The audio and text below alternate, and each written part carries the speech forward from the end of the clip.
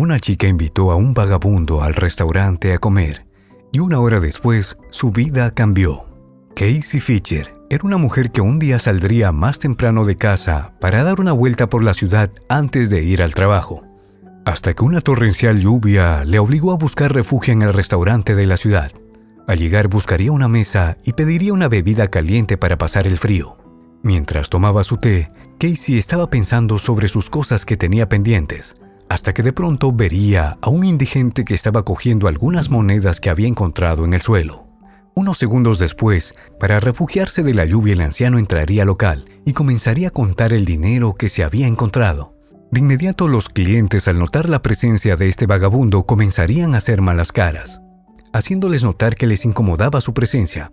Por su parte, Casey también no pudo evitar mirarlo, pero ella solo se mostraba interesada en él. Además, vería en el anciano unos ojos llenos de tristeza y no pudo evitar hacer algo. Es por eso que llamaría al anciano y lo invitaría a sentarse a su mesa. El anciano, sintiéndose un poco tímido, le haría caso y sin decir nada la acompañaría. Para romper el hielo, Casey lo saludaría y le preguntaría si tenía hambre. Sin dejar de hablar, llamaría al mesero y le haría una orden de una bebida caliente y un sándwich al señor. Mientras esperaban la orden, Casey aprovecharía para conocer un poco más al señor. Eso sí, primero le haría saber que solo quería ayudarlo y saber un poco de su vida. Escuchar esto aliviaría un poco al anciano, quien no entendía lo que sucedía, ya que era la primera vez en mucho tiempo que alguien lo trataba con tanta amabilidad y respeto. Sintiéndose un poco más en confianza, el anciano le diría que se llamaba Chris y le explicaría las circunstancias que lo habían llevado a vivir en las calles durante mucho tiempo. Yo vengo de una familia que era muy humilde, mientras que mi padre era un hombre que le gustaba la bebida y nunca se le veía en casa, pero cuando llegaba ebrio quería sobrepasarse con todos en casa. Toda esta situación yo sentía que no podía aguantar más, porque mi padre cada día nos humillaba y nos daba duras palizas. Por eso decidí irme de casa y comenzar a vivir en las calles. Sin embargo, en las calles no todo era como yo creía.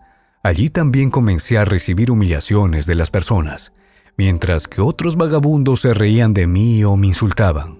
Más de una vez he intentado dejar de ser un vagabundo, pero por muchos años nadie me ofreció un trabajo por el simple hecho de vivir en las calles. Eso me frustraría tanto que caería en el mundo de las drogas. Desde entonces nadie me tendía la mano, todas las personas me veían y se apartaban. Fui marginado por todos y desde entonces nadie se había interesado por mí.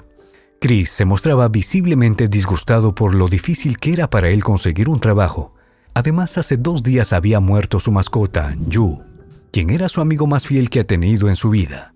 Chris recordó que poco tiempo después de irse de su casa, su madre falleció, por lo que a partir de ese momento ya había perdido todo lo que tanto le importaba en la vida y estaba solo en el mundo. Durante todo ese tiempo, Casey se había dedicado a escuchar al anciano y veía en él una persona corriente que siente y piensa como cualquiera, porque por causas ajenas a él le llevaron a pasar por situaciones muy difíciles en su vida. No pudo evitar sentirse afectada por aquella vida tan difícil que había vivido aquel anciano. Mientras lo escuchaba, por sus mejillas recorrieron algunas lágrimas. Durante 1 hora, Casey estuvo ahí escuchando a aquel vagabundo, y ella pudo notar que desde hace mucho tiempo otra persona había mostrado interés en él. Con el pasar de los minutos, Casey vería su reloj y se daría cuenta que se le hacía muy tarde en asistir a su trabajo. Pero antes de levantarse, el vagabundo le pediría un segundo. Rápidamente iría a la barra y pediría un lápiz y un papel donde le escribiría una nota a la joven, para luego entregársela, pero ella no lo leería en el momento porque tenía mucha prisa. El vagabundo se despediría de la joven dándole las gracias por el desayuno y por haber compartido con él unos minutos de su tiempo. Casey saldría a toda prisa del lugar y tomaría un taxi que lo llevaría a su destino.